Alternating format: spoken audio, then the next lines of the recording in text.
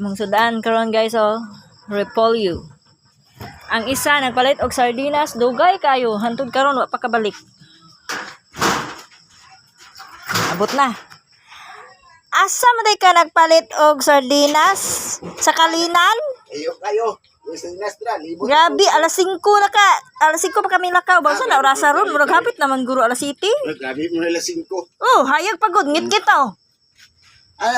Wala may maligya dra o. Asa ka na nga to di ay? Kalinan. Ah, grabe no. Baktas din ako. Abi guys, wa daw sardinas sa mga tindahan. Adto do si Kalinan no. Hayag pagod sa Minakaw, gabiin na nabalik.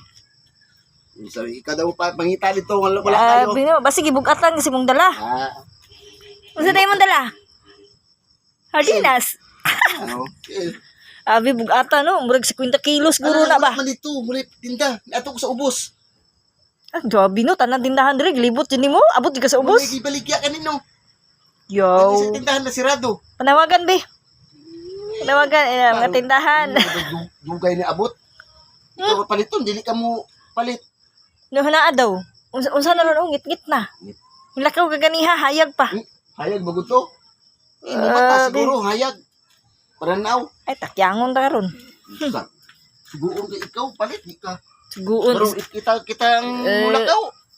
Suguon ka isa ka tuig ka mo abot baka imong anak ha. Kung balik yung dugay, basin dali na kayo, inutag dugay. Ah, yaw-yaw ang kuno nga mo pay pag-abot oh.